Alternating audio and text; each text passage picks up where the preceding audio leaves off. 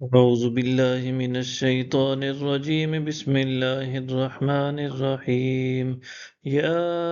أيها الناس اتقوا ربكم إن زلزلة الساعة شيء عظيم۔ اے لوگو اپنے رب سے ڈرتے رہو، بے شک قیامت کا زلزلہ بڑی سخت چیز ہے۔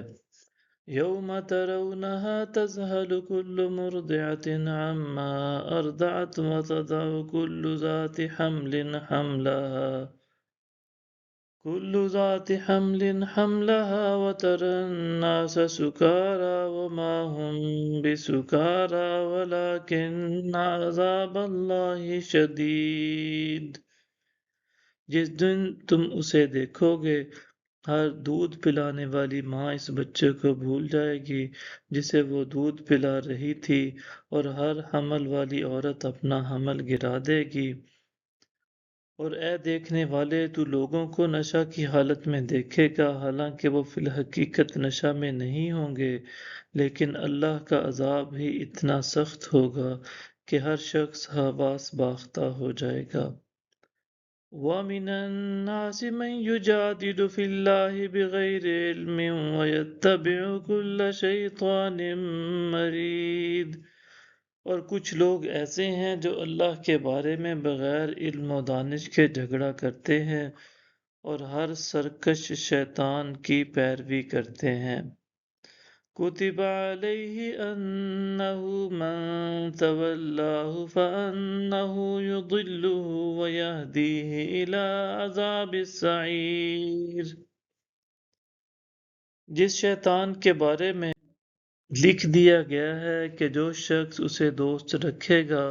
سو وہ اسے گمراہ کر دے گا اور اسے دوزخ کے عذاب کا راستہ دکھائے گا۔ یا ایہا الناس ان کنتم فی ریب من البعث فإنا خلقناکم من تراب ثم من نطفة ثم من علقة ثم من مضغة مخلقة وغير مخلقة لنبين لكم ونقر في الأرحام ما نشاء إلى أجل مسمى ثم نخرجكم طفلا ثم لتبلغوا أشدكم ومنكم من يتوفى ومنكم من يرد إلى أرذل العمر لكي لا يعلم من بعد علم شيئا وترى الأرض هامدة فإذا أنزلنا عليها الماء اهتزت وربت وأنبتت من كل زوج بهيج۔ اے لوگو، اگر تمہیں مرنے کے بعد جی اٹھنے میں شک ہے تو ہم نے تمہاری تخلیق مٹی سے کی، پھر ایک تولیدی قطرہ سے، پھر معلق وجود سے، پھر ایک ایسے لوتھڑے سے جو دانتوں سے چبایا ہوا لگتا ہے، جس میں بعض اعضاء کی ابتدائی تخلیق نمایاں ہو چکی ہے اور بعض اعضاء کی تخلیق ابھی عمل میں نہیں آئی، تاکہ ہم تمہارے لیے ظاہر کر دیں، اور ہم جسے چاہتے ہیں رحموں میں مقررہ مدت تک ٹھہرائے رکھتے ہیں، پھر ہم تمہیں بچہ بنا کر نکالتے ہیں، پھر تمہاری پرورش کرتے ہیں تاکہ تم جوانی کو پہنچ جاؤ،